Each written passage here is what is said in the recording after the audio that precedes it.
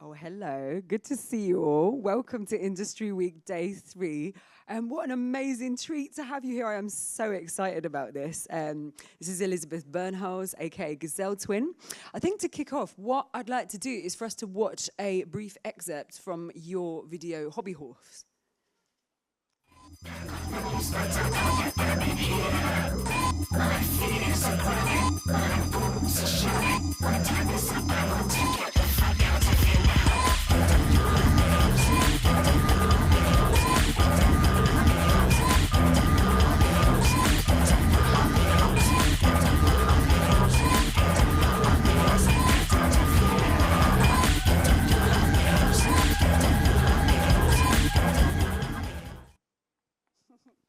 All right, I love it. I love that track as well. It's so good. I could see you about to clap then. I mean, if anyone wants to clap, right, you just clap. Yeah, get on with it. Yes. That's what I like. Love a round of applause. Don't worry about it. Be free. I'm going to introduce you now. Is that all right? Should we do an introduction? Please do, yes. So, British composer, producer and performer Elizabeth Bernholz developed the persona Gazelle Twin in 2009, under which she has since released the critically acclaimed albums Deep England in 2021 with MYX Drone Choir, Pastoral in 2018, Kingdom Come in 2017, Unflesh 2014, and her debut The Entire City in 2011. Gazelle Twin has collaborated widely and remixed artists including John Fox, Ultravox founder, Gary Newman, Stephen Malinder, Dave Clark, Cussie Fanny Tutti, Maxine Peake, and in 2020 she was invited by Trent Reznor and Atticus Ross to remix the Halsey track, I Am Not a Woman, I'm a God. The remix was presented as part of the official remix package alongside Underworld, Hot Chip, and Adrian Sherwood. Her vocal-led experimental electronic music is influenced diversely, from classical, film soundtracks, choral and sacred music to pop and EDM. Her compositions encompass euphoric and haunting choral landscapes to intense beat-driven songs, which are rooted in really strong visual themes, as you can see from the video Hobby Horse. So welcome. I think Thank you. It's my absolute pleasure. What a pleasure to have you here. So I feel like a good place to start with this would be talking about kind of leaving uni, because I know a few of you are thinking about going on to a BA. I know that some of our audience are already studying their BA. And you graduated from Sussex in 2006 with a BA in music? Yes. Yeah? Yeah. So, I mean, I know some people are in the same boat at the moment, but what did you sort of decide to work on first when you graduated? I think, in a nutshell, I kind of decided to just drop everything that I'd learned, which was for two reasons. One was because I felt like I'd had kind of enough academic food to just live off for a bit. But the second reason was I wasn't feeling like I had a very clear path. I knew I wanted to be a composer, and I really wanted to compose for film. That was my kind of driving force to become a composer and to go and study music. But before that, I had been making music just off my own back. Like I'd been doing it really instinctively since I was a kid in any way that I could, with like tape machines or cassette recorders and synthesizers at home. I kind of taught myself a lot of stuff about music and how to sing and everything. So I kind of missed that when I left uni. I'd been studying hard. I'd been studying like contemporary classical music, and I'd been really kind of trying really hard to get that in my head, but it didn't feel very instinctive to me. I learned loads of skills and loads of really cool stuff that I've definitely taken forward, but what I think I really missed was being able to perform, because I didn't do much performance on my BA. It was all sort of theory and composition. So I really knew that I just wanted to get back and perform again. Like I'd kind of really missed that, and missed the instinctive way of making music that I'd kind of maybe lost through just like thinking too much about compositional rules and stuff like that. So that was my first thing, was just to kind of drop the academic mindset a little bit and then just focus on playing music and improvising and finding stages, venues, places that I could just try stuff out and experiment. Great, lovely. And this kind of leads on to the next question, which is, what piece of advice would you give yourself now, looking back on yourself as a graduate? What would you say to yourself? I mean, make the most of everything that, all the resources that you have. I didn't make the most of, we were just talking, actually, me and Lou, before this. This is an amazing college. I think in my uni there was one Mac suite, which I did not use for my entire degree. I did not make use of the facilities because I wasn't interested. I wasn't doing electronic production then. I was trying to write like some sort of, bearded composer in a velvet, suit. I was trying to be like a kind of traditional composer, and I was like, oh no, I'm going to write. I wrote stuff down on dots on paper, traditional, and I thought that's what I was going to do, and I wasn't really fussed about electronic music at that point. So I completely missed out on all the opportunities I had at uni. So absolutely make the most of the facilities. You've got amazing facilities here, but also. Always keep that part of yourself, I think. Always keep that kind of remember the reason you're doing it. Don't worry too much about, your kind of accolades and your academic kind of status too much. It can be important if you want to be, if you want to go on to do masters or beyond and, PhDs and everything. But you can find your own way through that eventually. So for me, it was just about kind of trying to make the most of my opportunity after uni and trying to kind of pick up the slack of what I didn't do at uni. So I don't know if that's very clear advice for you, but, I'm just trying to relate what I did and what I wish that I'd done, to be honest. Get yourself into the Mac lab. Oh, yeah. But have breaks. Take lots of breaks and drink lots of water. That's good advice. That's such good advice. I teach in Music Lab 1. That's why I'm laughing about you not using the Mac lab. Everyone should be in the Music Lab. So I'd really like to know about your recent work, which was shown at Somerset House as an installation, which is We Wax, We Shall Not Wane. Can you tell us a bit about that work, where it came from, how you produced it? Yeah, it's quite a long-winded story, but I'll try and keep it sort of in a nutshell. So it was the first installation that I'd done, so like in an art gallery type setting. It's like the idea was to create an audio installation. So I had access to an ambisonic sound system, which was the first time I've ever really done anything like that, which is a whole other world for me, like thinking about music in a kind of completely 3D, 4D setting. But the theme was very strong. The theme of the whole exhibition was called The Horror Show, and it was about kind of about British history and art, music, punk, people who made work outside the lines of the norm, and kind of quite freakish artists, and some of the most cult sort of scenes that this country's ever seen. So I was sort of invited to do something in response to the theme of witch. And for that, I kind of went deep into the history of witchcraft, as you do, and ended up coming out with something that was trying to be like a powerful lament for all of those women that were kind of lost to violence. And now also, like it became a very political thing for me to be able to sort of express empathy and rage about the suffering of women and men too who were executed in witchcraft. So it's really happy installation, but it was really it was so great. I learned so much, from just the mixing perspective, mixing for 9 speakers, voice mostly. So it was a really, really fascinating thing, just as something completely new for me as well. Amazing.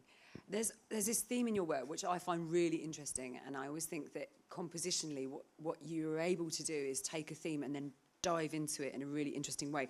So Deep England was an expansion of your work, Pastoral. I never know how to say pastoral. Is it pastoral? You can say it however you like. Pastoral. Maybe pastoral. So I understand this piece to sort of be about this sort of insidious turn to nostalgia and nationalism in England, sort of paranoia. Yeah. And so can you, and sort of think about national boundaries and, things like that.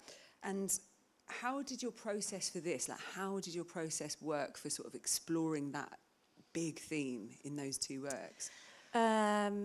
It was really just like everyday experience, nothing grand. I wasn't reading large political books or anything like that. I was really just thinking about my own identity. in England and how things shifted when there was the Brexit referendum, and I just became a parent, and I just moved to rural England. And all of those three things were firing off in my head. And I kind of was just trying to work out what the hell I was and what was going on. Like, the costume that you just saw in that video, that's kind of me trying to amalgamate a kind of football hooligan meets a Morris dancer, jester.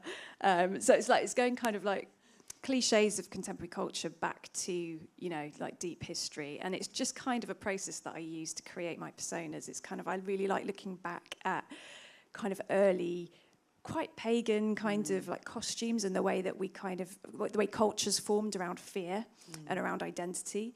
So I was kind of trying to do something similar with the way I felt being a white English person, and kind of feeling really disappointed and abject about the way that my country's changed, and also looking deep into history and how things haven't changed that much. There's a lot of gore and injustice and a lot of kind of bleakness when you look back at British history. And that's kind of what I was trying to do in a fun way. I was trying to do it in a fun, sort of mocking way, not completely deadly serious. But there's a lot of serious stuff in that. You know, in that record, you know, there's you know, anywhere from talking about the Daily Mail to, you know, to kind of murder. So it's light in some ways, but mostly quite bleak, I'd say. And so on that note, I think something, because I know there's some producers in the audience that are working on kind of how they write and they produce both electronically but also with instruments. And when you're looking at emotions, like in terms of these big themes like, disappointment or nationalism, or, you know, your feelings of disappointment at the kind of what's happening in the UK mindset, or when you're feeling like, you were kind of working with, you know, thinking about this big themes of femininity and witchcraft, and when you're dealing with these massive themes and these emotions, like how do you turn that into sound? How do you sonify it when you're writing? It's a really good question, and there isn't really a clear answer. But I think the key way for me is because I produce my own music, and I compose really with my voice. So I think the voice is like an immediate kind of connection to whatever's internal. So just kind of using that is my main thing, is like an instant way of communicating. And often when my voice isn't enough, I will process it and, you know, produce it in a way where I feel like it's angrier or darker or creepier or bigger. And I'll try to sort of filter those feelings through into the production and into the instrumentation. There's no real kind of specific way. And of course, like, this is the way that I make music. Music isn't always about these, you know, it's not always necessarily even that personal. It's about mood. So I kind of try and sit in that mood that I'm thinking of, or the theme that I'm thinking of. I try and kind of live in it for as long as I can. And I will maybe do that for months at a time. In the case of my most recent album, 4 years spent kind of like sitting in a mindset and a theme. And then the recording process is just about letting that out in the most relaxed possible way, and not expecting anything in particular to come out. It's almost like letting yourself be possessed by those ideas. And I think that can come through your hands, it can come through a guitar, a piano, it can come in any way that you want it to. It's just about allowing it to flow and having no expectation and no fear when you press record, you know, because there's sometimes that fear of like, you've got to do something, but it's in a really electric moment to just anything, you know, anything's possible at that moment. And if you're open to anything, then, you know, you can dig deep. Yeah, amazing. That's such a great answer. And you said that is such, for me, that's a really clear answer. That's great, thank you. So do you have, you might have already answered this one, but do you have like any go-to production techniques?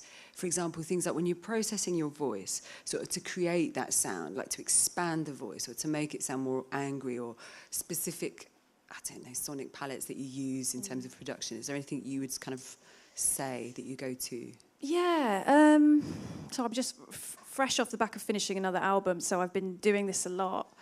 I'm a big fan of kind of quite dry upfront vocal. Depending on what effect you want, I do kind of a mix of spoken word in my stuff. Spoken word and then big sort of sung vocal and then maybe like choral vocals. So I kind of layer up my voice. I also use my voice as bass and percussion sometimes too, like a hi-hat, usually my voice. I think because it's my tool, I try and use it as much as I can. So I do that for everything where I can. I'm also a big fan of like compression, double tracking.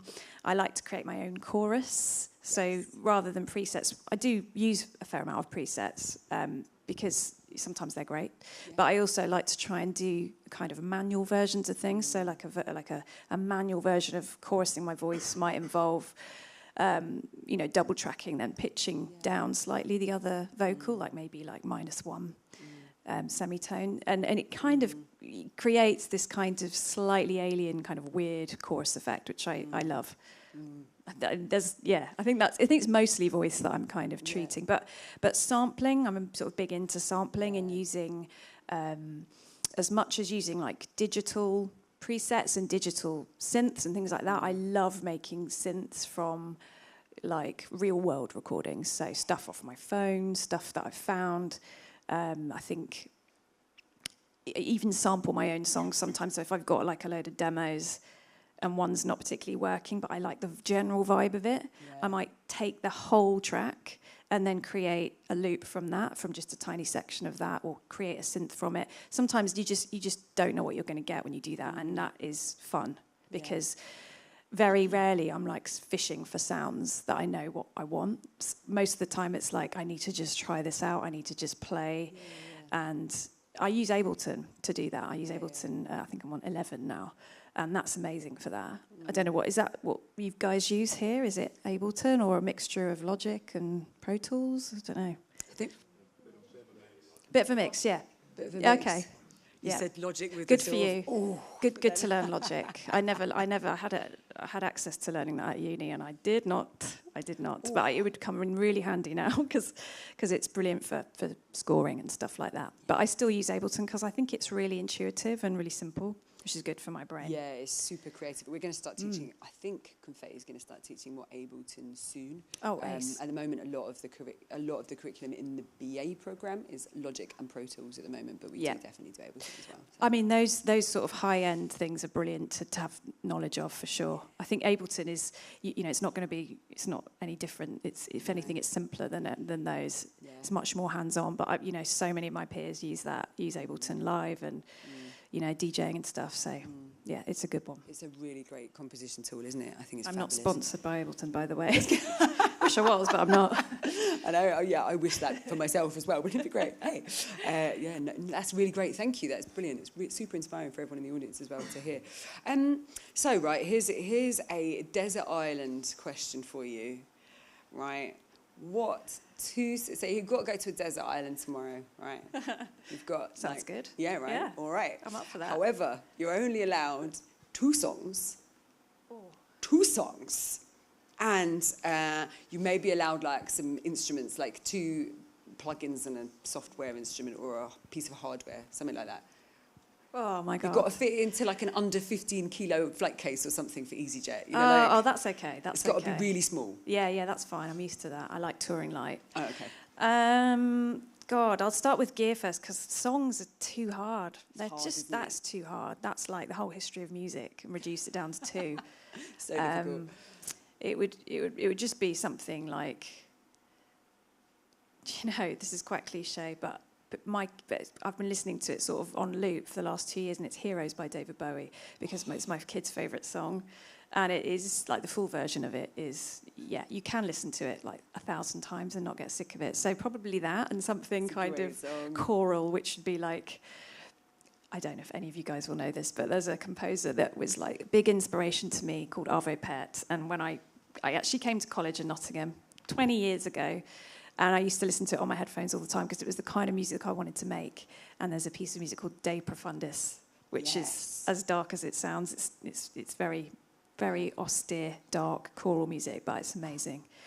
So that and David Bowie. That is such a good on-the-spot selection. That is so good. I don't know if I could do that myself. That's brilliant, amazing. In terms of gear, I would just bring my phone because that's what I use. I mean, if I'm like on the go, as I usually am, you know, I can make a video, record an idea, record a vocal on that. I've used vocals from iPhone videos many times in my music. And you can get GarageBand on your phone, so that would be enough for me. Plus maybe like one instrument, which should probably be a recorder, so I could just do some tootles, play a melody here and there.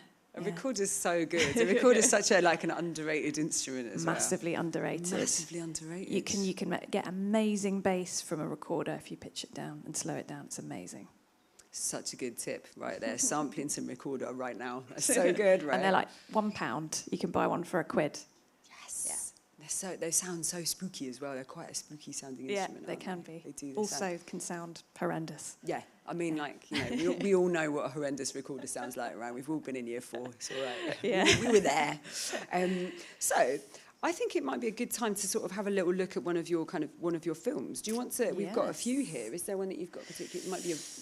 Oh, just trying to think about what I've been talking about. I think in terms of like sampling as an example of using real world samples, maybe Belly of the Beast, which was like one of my very first videos that I made in Brighton, and my album Unflesh in 2014, which was really built up of samples of my own body and also the world that I was living in. So I'll tell you what the sample is after you've heard the song, maybe. Lush. Yeah, amazing. Let's look at Belly of the Beast.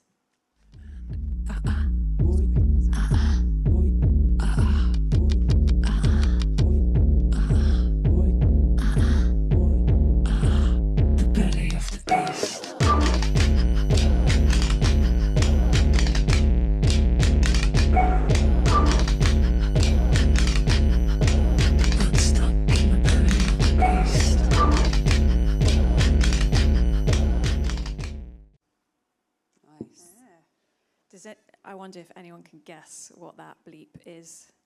The bleep from that little clip. Anyone got an idea? Bleep guess? Any familiar? No. Oh, So, you've got your hands up there. go on. What, you asking what the beat is? The bloop, Probably your mouth. no. You've got your hands up. Yes, it is. Yes. Do you know which shop?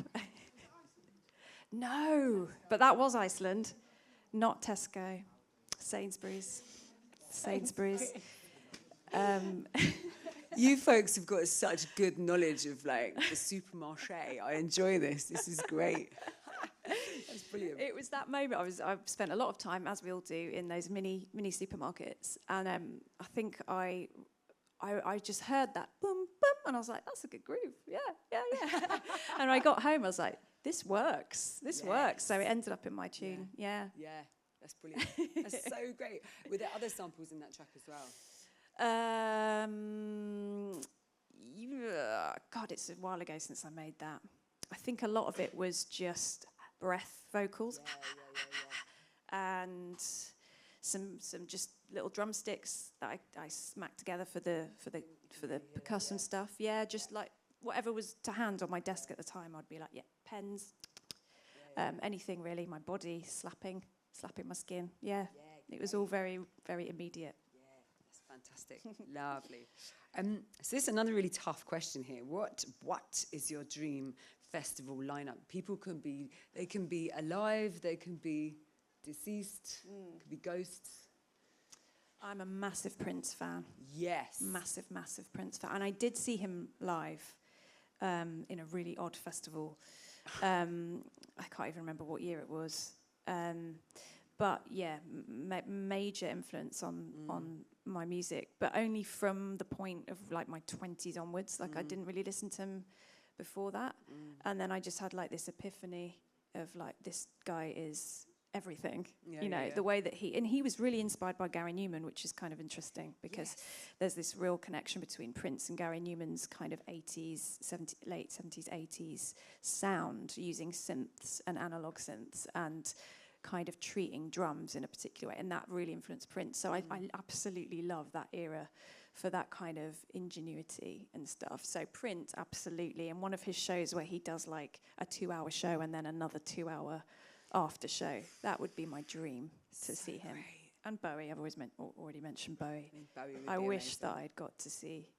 But current artists, maybe I'm a big fan of Lizzo Yes. and Grace Jones.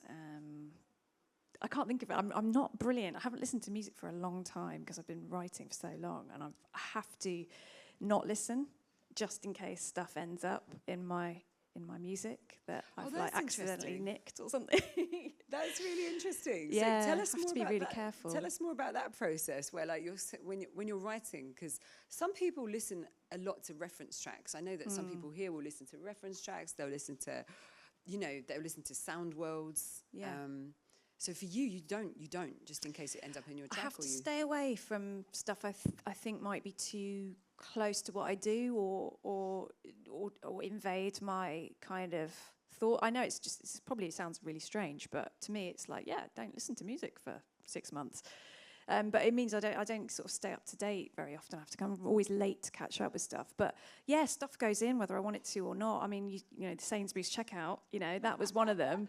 And then recently, my car sort of parking sensor ended up in a track, and I only realised it the other day. I was like listening to a demo. I was like, oh, that's from my car. It sounds like a synth. Yeah, that will go in.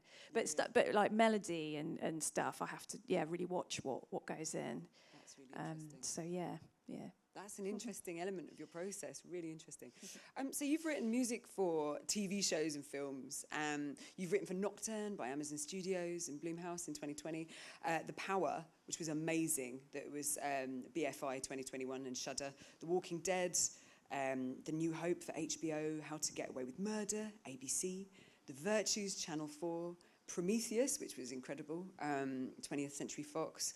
And Cyberpunk, which is kind of Cyberpunk 2077, and that was the 2022 Netflix series as well, Cyberpunk Edge Runners. So that's a huge amount of TV shows and films. So how does your creative process for scoring, does it differ from that which you write for your own stuff? Not that much, no. I'm relatively new to scoring, so I've had quite a lot of tracks synced to TV as well. So that's come from my own albums, which I've released independently, and through that, it's kind of the opportunities have come in for me to score. So a lot of the music that I write for film and TV is actually already kind of it's on the basis of what I've already made in my own way, on my own terms. So I'm very lucky in that I'm not kind of composing like rom-coms and stuff, because I'd be really bad at that. So a lot of it's quite dark anyway, so I can kind of lock into that fairly quickly. And I've been very lucky sort of so far to sort of work on stuff where my music's been kind of as a sort of a temporary score. So I've just been able to kind of go and like sort of, get into the vibe that it is, and then just kind of create something new and fresh from it. The only difference is that I'm working with other people's themes and other people's images, and to a schedule, basically, because you know how it is. Sometimes when you're trying to be creative, working to schedule isn't always nice. But that's the main difference, really. Yeah. And that was going to bring me on to my next sort of question, which is what are the challenges? And I guess is it mainly focused around working through a schedule that's a challenge, or is there other challenges in terms of scoring work? Or I think, it's a whole mixture. I've been super lucky so far because I've worked with lovely teams, lovely producers, and people with really clear vision. I think it's not always that straightforward. I think sometimes there can be an expectation, or you kind of feel pushed in a way that you're not necessarily ready to go. But I think generally, the main challenge is kind of the volume of work and the kind of speed with which you need to deliver it. So it's different with films. They usually, depending on the production and the budgets and stuff, they're normally a bit longer. You have a bit longer to sort of develop ideas and themes. And I just finished a TV series last year, which is coming out, I think, this July on Sky. It's called Then You Run. And that was really like 8 episodes of 45 minutes of, music. It was a long job. It was 6 months of working hard on a whole range of music, from like beat tracks to songs to like kind of horror moments, sort of choral score type stuff. So that was really challenging, just from like the volume that I had to make and the kind of frequency and how much I had to do. But it was also really, really great to exercise that kind of muscle, you know, to be like, yeah, I can do this. Like I can kind of, you know, I can meet this demand. But yeah, there were times where I was like, oh God, I just need a break. Yeah, I just need to like stop. But as I said, it was a really positive experience. But I know that it's not always that way. It really does depend, on the people, I think. It's all about team, isn't it? Everything is about team, I guess, and collaborations, isn't it? Yeah, for sure. So, your performance persona, I know that you're going to tour again this year? It is this year? Probably the end of this year, mostly next year. Yeah. And you're like the last time you were kind of doing live performances, you have an incredibly powerful visual persona on stage, but also your kind of whole work, your oeuvre is really, really visual. And I wanted to ask you, like, how you developed that. Like, what was the stimulus? How do you work with stimulus to develop something visual around your work? Well, I mean, the reason I started out wearing costumes and sort of kind of covering my face and stuff, it came from what we talked about right at the beginning, which was my experience of uni and my kind of desire to get back on stage and perform, but feeling really uncomfortable in both of those settings, in a really sort of dry academic setting, but also in a kind of gig environment setting. I was finding that, just as in my personal experience, I was not feeling right. And I wanted to make music that was kind of cinematic and kind of orchestral in its scale, and kind of like film music sort of vibe in its scale. But I was on stage, I was like performing. In the early days, I was trying to perform this stuff kind of as myself, and you know, I'm a normal person relatively, but I felt very small. I felt very kind of apologetic and sweet, and I was like, my music is not sweet, and I don't really carry this off. And I thought, I need something else. I need something to go into, and I need a way to sort of embody that music and that mood in the way that I perform. And I was really inspired by other artists at the time that were doing similar and kind of doing stuff kind of anonymously. So I wanted to take myself out of the equation. And I also, you know, at the time, I was a young female performer, and I felt like the industry at that time, and very much so now still, there's an expectation that we either allow in or we completely reject.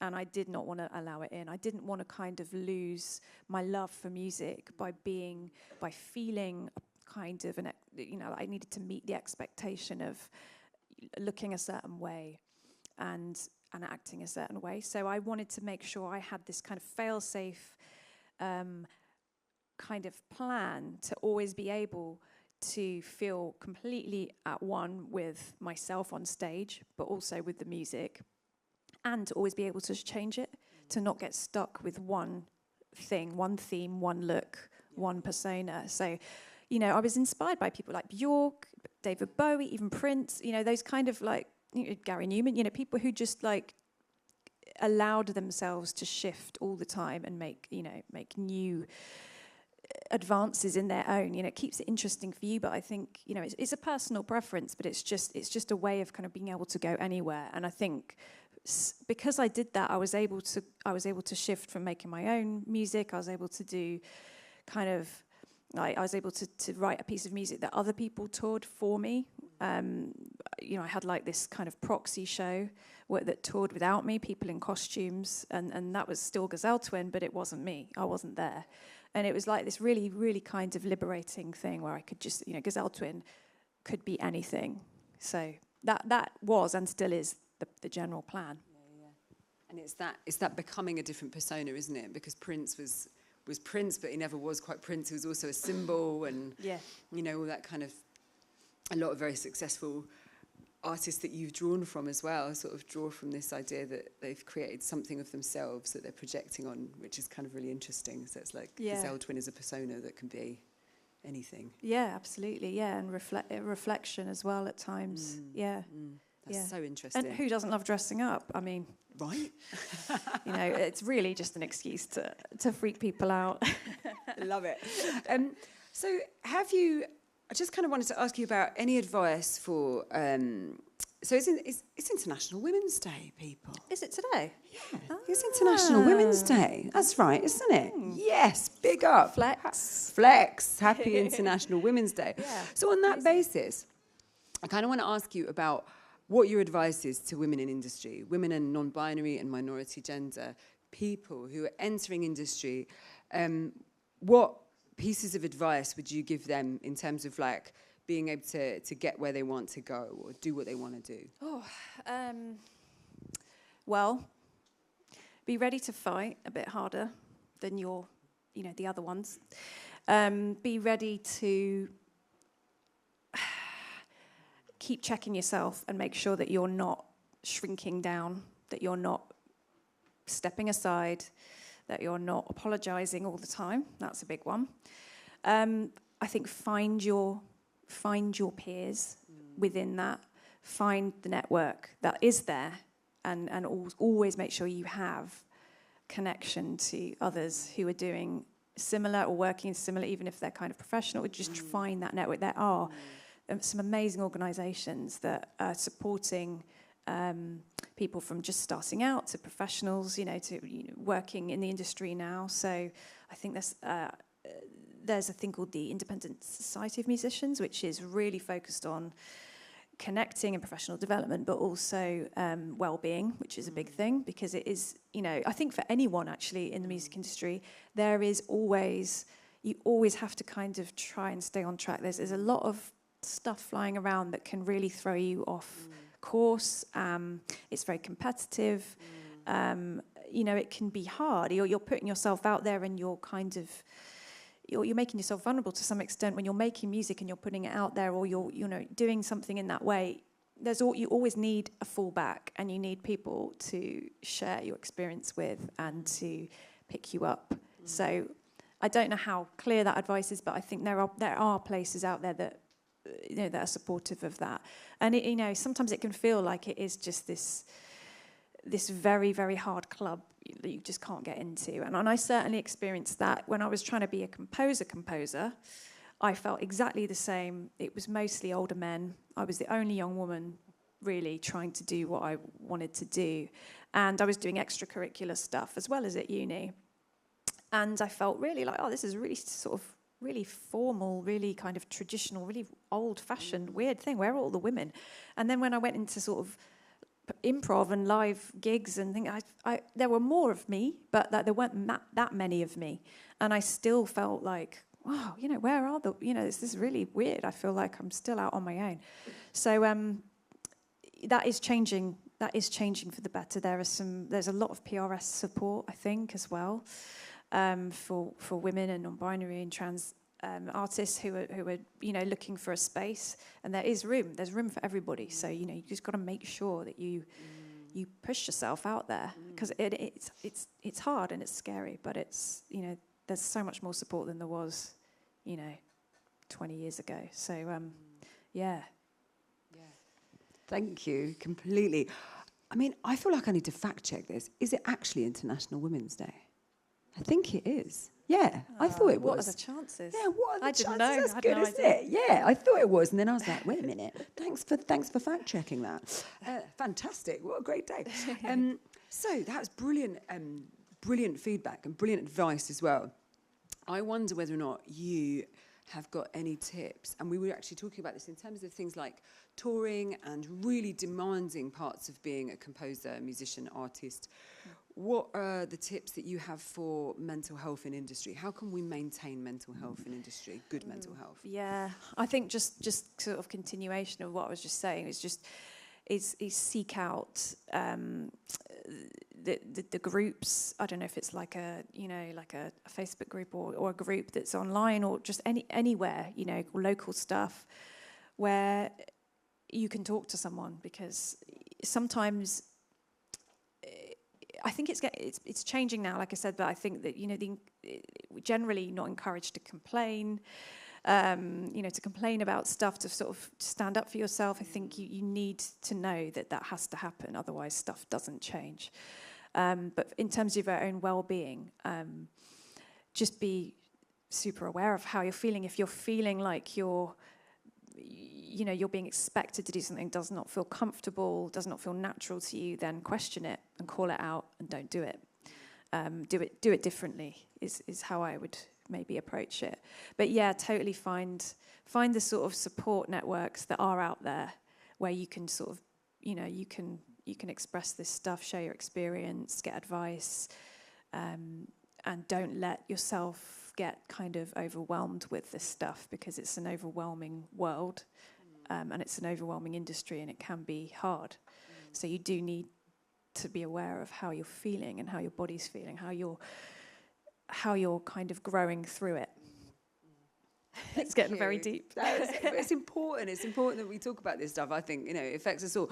And, you know, we're all in an industry that is physically and mentally demanding, you know, and it is one of the most rewarding industries, but it's tough. So it's important to talk about it, I think. Yeah, so absolutely. Thank you for being so generous and open about that as well. I think that's really It's a super pleasure. important. I mean, I literally have made a career on facing a lot of my own mental health issues and channeling them. This is, you know, it's fairly clear from just the clips you've seen. It's quite angsty and it's quite intense. And, you know, I came to music with one complete sort of expectation, and I ended up going a completely different way that was much more down to my own instinct and the way I was feeling and letting out a voice that I didn't even know was there. But as soon as I did that and I stopped caring actually about the industry, when I stopped kind of trying to work to its song, I found more success that way.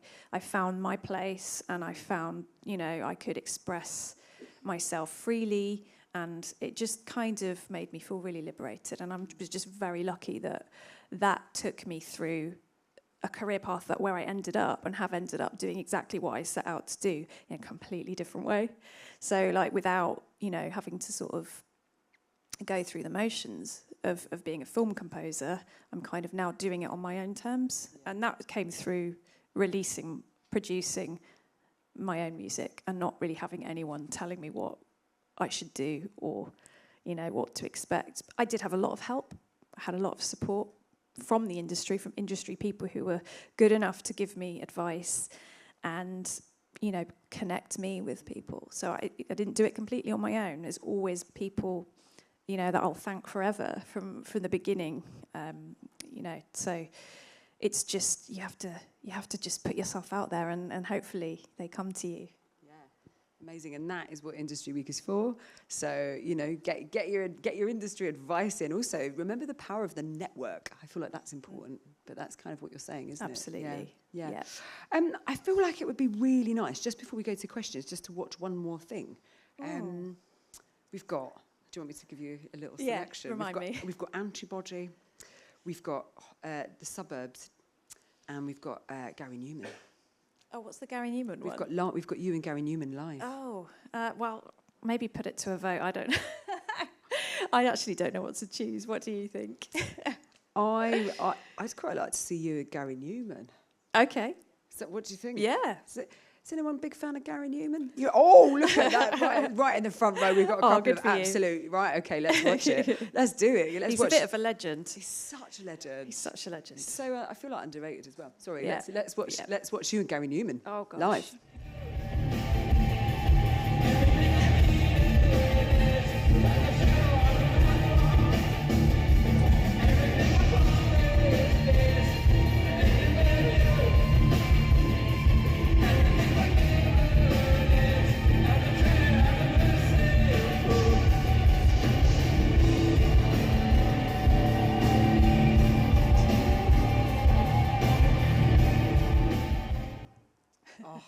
So good. Yes, definitely. That was a very mad moment. That was very strange. Good. I literally went on stage. It was Wembley Arena for one song, and I met him for the first time in the sound check. So it was just like, this is weird. That's really, amazing. really weird. That's so great. He's a lovely guy, totally lovely guy, and his whole family are just amazing. So, nice. Yeah. Oh, I like that. I like it when you know that someone who's like you think is great is actually lovely as well. Yeah, I think the ones that make weird music are always the kind of nicest, in my experience. Like the most approachable, like off stage, like for sure. Yeah. Like that's been my experience so far. They're the good ones. Yeah.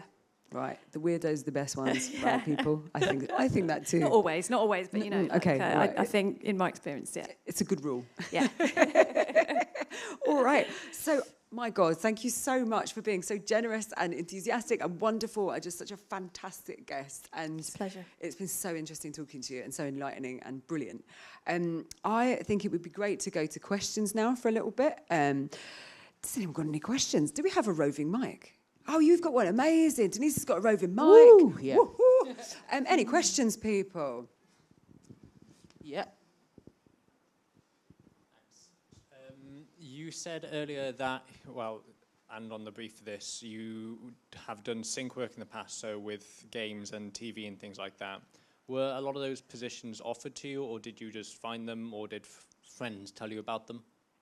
Oh, it's a whole mixture. The very first one I had was, I think, from my first album, and it ended up on not the actual film, but the Prometheus film. But it was like a sort of a promo film that was circulating, and I'm a massive Alien fan, so I was like, holy heaven, my whole world is like, this is it. It all exploded. But it was purely through the connection from a very fusty old music collective that I joined, full of sort of men, 60, 70 plus year old men. Just who happened, one of their son was an editor, film editor, and he was working with Ridley Scott. He knew my work and put my track into this very short film that they were making.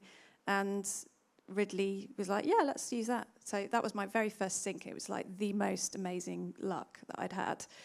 And then there was a long period where I didn't have much. And then I think just through volume of releasing music and having working with a publisher who administrates my music, they then take my music. There's whole agencies built literally just to sync up existing music with film, TV, adverts.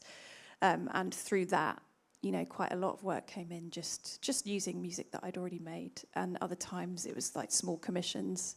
So one, I say small, it was a massive TV show. So I did a commission for The Walking Dead. And they wanted me to record a cover of a Brian Wilson song. And it was, you know, for like a few seconds within one of the episodes. I can't even remember which one now. And it wasn't hugely paid, but it was like, I was such a fan of The Walking Dead, so I was like so happy to do that. So it's just through, I mean, that was just through kind of having an album, you know, like an independently released album that just got picked up somewhere. So it really can come from anywhere, I think. Yeah. Hello, my name's Lee. I was wondering, like, do you do all the mixing and all that on your own tracks and stuff? Yes, yeah, I do pretty much. Yeah, I try to make sure that I do it all.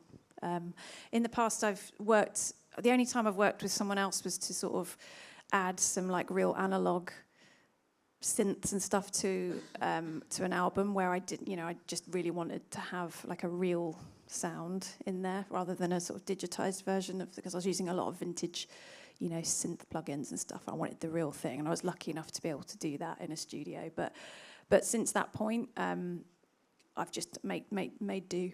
Yeah. Cool. Any other questions? Got someone here at the front, Okay. I think. Oh. You sure? Great. So lovely of you both. I was going to say, because I'm a massive Newman fan, like, how was it like working on the Intruder album then? Because you obviously did vocals on like The Gift and stuff like that. So. Yeah, it was lovely. It was all done remotely. So the producer, Aid Fenton, who's from Nottingham, he's a Nottingham born and bred guy, actually. Doesn't live here now though.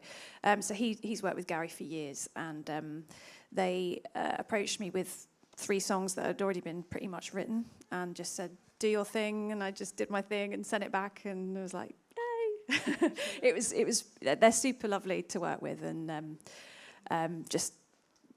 didn't really take much more than that, to be honest with you. It was very quick, and then we met last year. Yeah.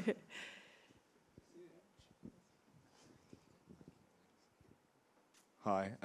My question is, because I know you worked on Cyberpunk, have you ever sat there and started playing Cyberpunk and went, you know what, I actually did a really good job?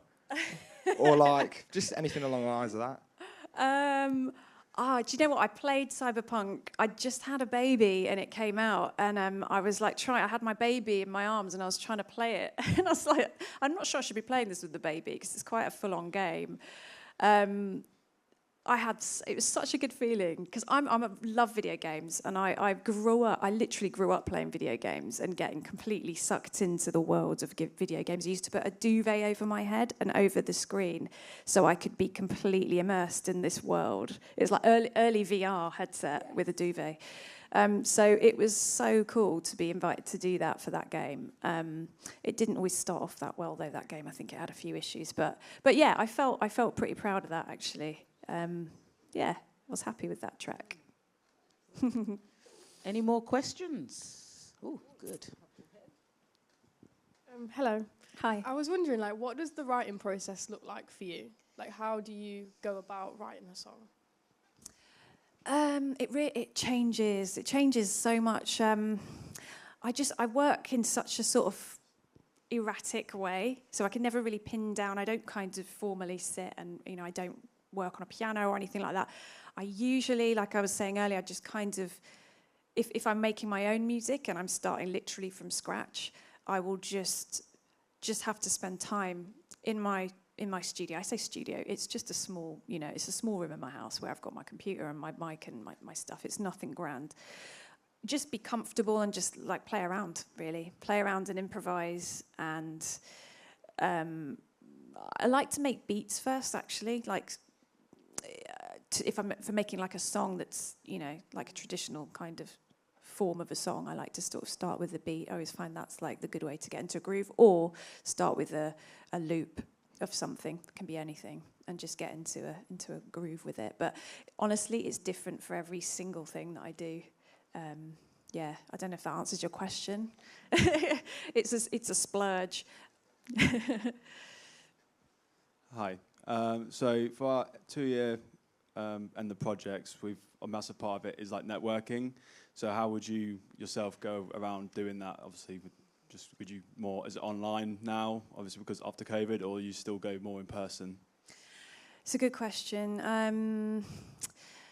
It's probably online more now than it was when I was starting out. I think I started my sort of journey into sort of the kind of proper music industry in Brighton, which was such a, I was already on a kind of roll really, because it was full of industry people and there were loads of gigs happening, and you could just start up a club night like that and just do whatever, and it was workable and easy. I don't know how easy that is here or how easy it is generally now, but through doing that I would do things like I would email. If I saw a gig coming up that I wanted to maybe support the artist, I'd be cheeky and I'd just email them and I'd say, hey, can I support you? Or if that didn't work, I'd maybe say, I'm the manager of this artist, can they support? Sometimes it's about blagging it and just being a bit cheeky.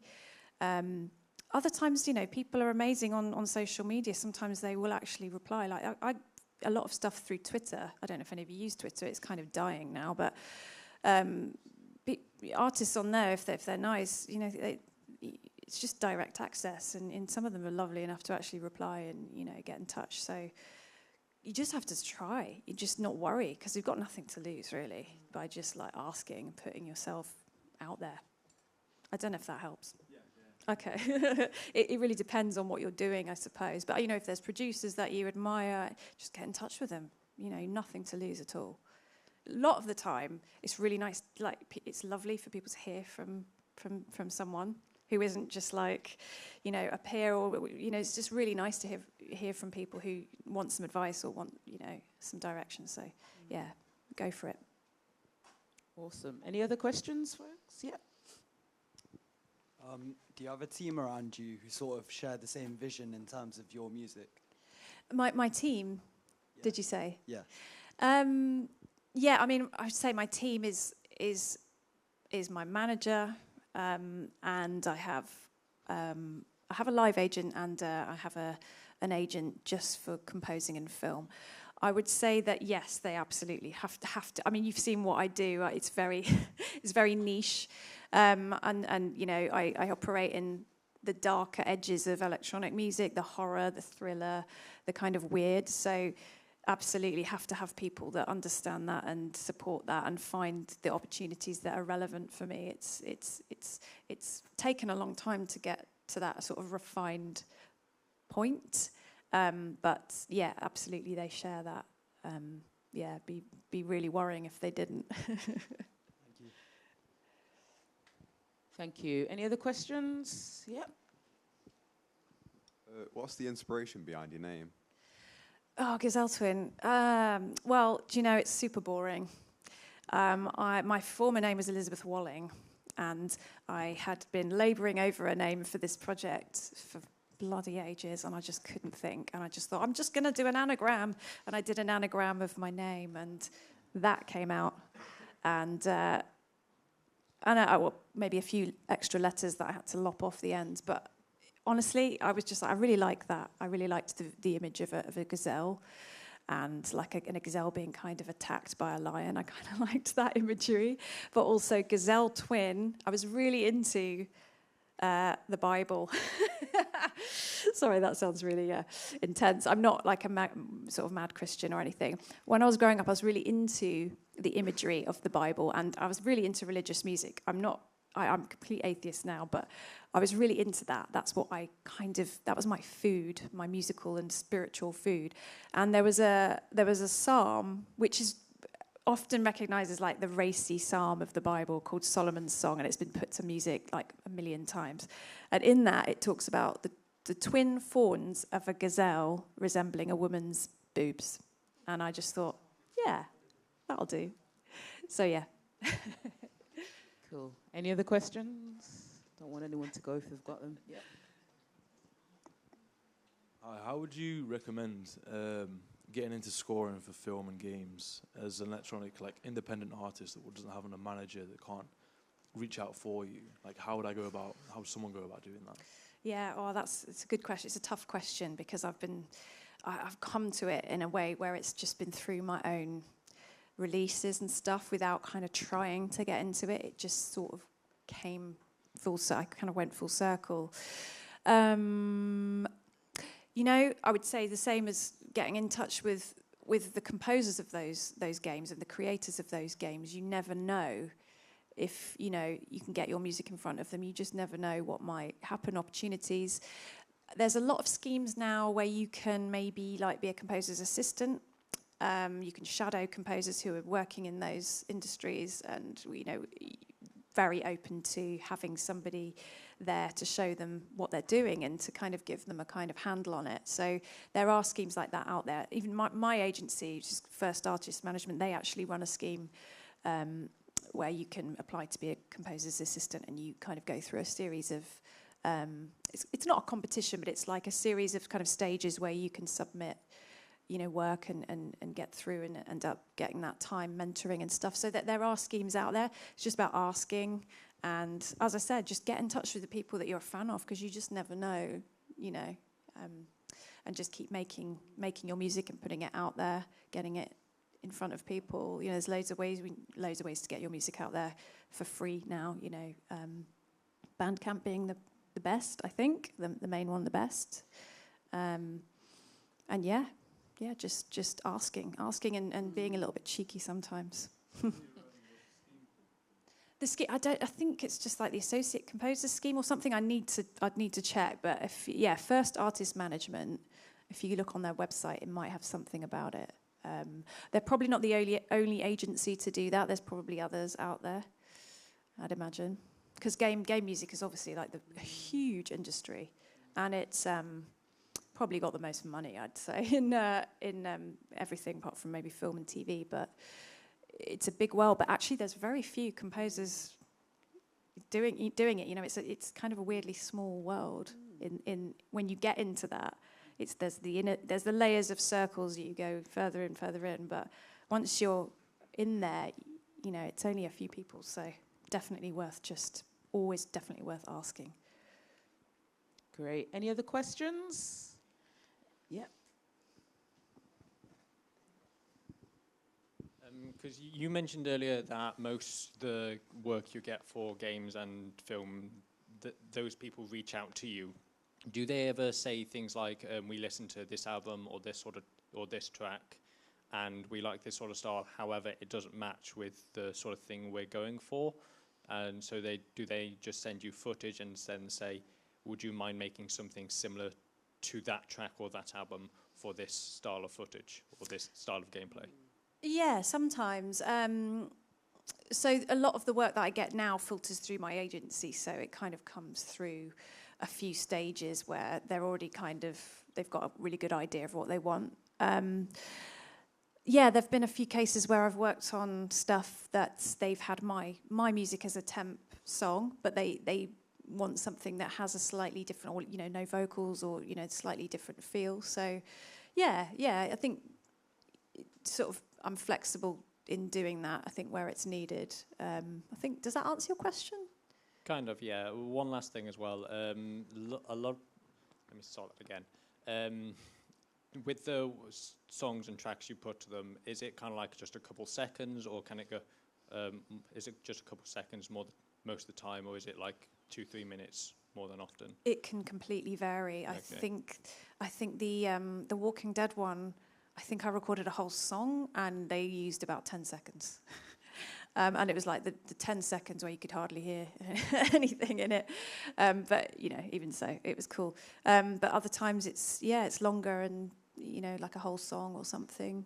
It goes through so many stages, from producers to editors, and then it kind of filters through. You don't really know until you get the deal that you sign and what it's going to be. But it's literally down to the second. They work it out per second usually, and your fee is dependent on how much they use, which also varies very widely. Any more questions, folks? Any more questions? No? Okay. I've got a couple of questions before we go. Hopefully that will be helpful for the rest. At which stage in your career did you get management and agents and that kind of stuff? We've got a lot of budding producers and performers in the room. So at which stage in your career did you kind of get those involved in your team? I'd say just before I released my very first album, I was working with someone who was more of a mentor than a manager. I think they were trying to get into management, but they ended up not doing that. But they connected me with people. And like I said before, that was really through quite a few years of networking in the workplace that I was, which was in Brighton, and just kind of finding my people and finding the people that maybe could help me connect to a record label or a publisher or something like that. But I really did go through a few trial and error situations, and it wasn't really till my second album in 2014, so I'd been doing this sort of already 5 or 6 years as Gazelle Twin, that I found the person that was, that I'm still with now, that had an amazing track record as a manager and just had all the right kind of, experience and people to sort of help me take what I was doing forward. But that came through putting my music out there in the first place on my own. I had sort of this help before my first album, but when I released my first album, I did that. I set up a label. I did not know what I was doing, but I was trying. I was putting it out there. I got hooked up with a distribution company who offered to fund the production of vinyl and CDs, which I would not have afforded. And I found ways to pay for promotion and PR, which is a huge, huge part of getting your voice out there. Unfortunately, Bandcamp and stuff is brilliant. If you're lucky, you can get it that way. But sometimes you have to put your work out there to be kind of torn apart by critics and stuff. So through that, I managed to then reach other people that were then there to sort of, carry me along. And I owe so much to a whole group of people that they're sort of emailing people, cheeky emails on my behalf and negotiating stuff. But yeah, before that, I was really kind of trying to do it myself and kind of acting as manager and agent and, booking agent and stuff like that. So there are people out there. It's just how you reach them. There's multiple ways to reach them, I guess. Cool, thank you. And last question, what are your sort of plans for the future, or I guess connected questions are kind of what is something that you are sort of gearing towards, maybe platforms or festivals or platforms that you're thinking, once I've done this, I've sort of arrived to a certain extent. Is there anything that you have in mind as a goal for you as an artist? I'm honestly just really happy to continue going, for as long as I can. Getting into film and stuff and TV and video game music and stuff, that has always been my life goal. So if I can do that, once or twice a year, get a film or something, then I'm very happy. Touring is still something I love to do, and I will be doing that. I've got a new album coming out at the end of this year, and be touring with that. But I'm probably getting to the point where I'm kind of more happy sort of working in my own space and doing films and stuff. But yeah, I mean, I haven't toured for ages, so I'm looking forward to doing some touring and doing some stuff like that. And I'm working on a project alongside when I tour. I'm hoping to work at Manchester International Festival, which is an amazing festival to be part of. So that's also a big kind of project for me that's coming up, that's definitely been like a long-term goal as well, to do something on the scale that I'm hopefully going to do. But yeah, just to keep going, because I'm grateful for just being able to work as a musician. It's taken me, I'm not saying it's taken me my whole life, but it has taken a long time to get to a point where it's sustainable. So yeah, I'm just happy to keep chugging along. Great. So thank you so much, Gazelle Twin and Lou. Thank you so much. Can we give them both a hand, Lou. please? Woo. All right, then that is the end of the session, so we can make our way out. Enjoy the rest of your day. Woo!